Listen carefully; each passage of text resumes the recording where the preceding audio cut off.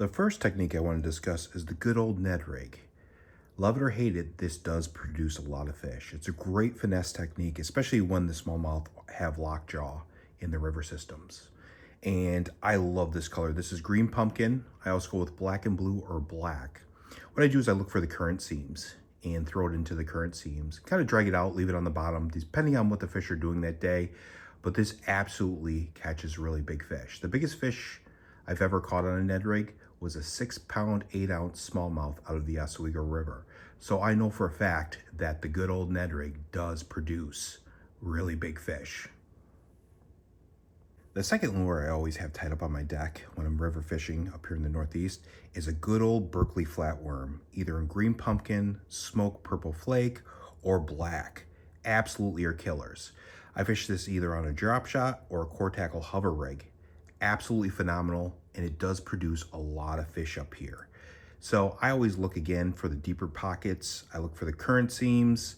It depends on if they're off the bottom and suspended, but this is absolutely a phenomenal killer finesse technique in rivers.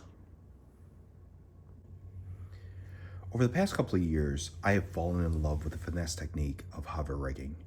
Absolutely crushes the smallmouth bass, especially in the summertime.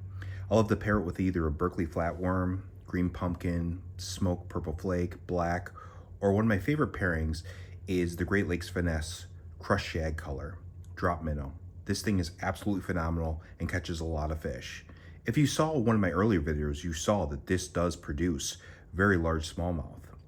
I love throwing this, especially in the summertime, near steep rocky banks. What I do is I throw it up there, twitch it a couple times, let it die, do the same thing, and they come up and absolutely crush it. Throw this on a medium rod with 8-pound test. This is one of those sneaky techniques that you can go out there and absolutely crush river fish with. Another finesse technique I love using in river systems is the good old spy bait. This is a Berkeley spy. I know that Great Lakes Finesse just came out with their version, but this absolutely can crush really big fish in river systems. Not a lot of people like to throw these in river systems, so the fish haven't really seen them, but I use these quite often and catch really, really big fish. Again, I throw it on an 8-pound test with a medium rod, and I just like to look for those deeper banks. I throw them parallel to the banks and just slowly wind it out, and I've caught some of my biggest fish using that technique, the spy technique. Again, not a lot of people throw this in river systems, and the fish don't really see this that often. So this is a great little technique, sneaky technique that not a lot of people think about. And this is absolutely one of my favorite end killers to use in river systems. One of my favorite techniques in the summertime is throwing around this little Berkeley Fritz-side Junior size 5 in honey shad color. And what I'm looking for is current that's going into deeper holes. And what I'll do is I'll throw it parallel to the current and then bring it right across that hole. And normally that's when those fish will come out and hammer this. This can be a very finessey technique, especially when nothing else is working and they're looking for something a little bit more moving. But I absolutely love this technique. It's kind of sneaky. Some people don't use it and the fish haven't even seen it before.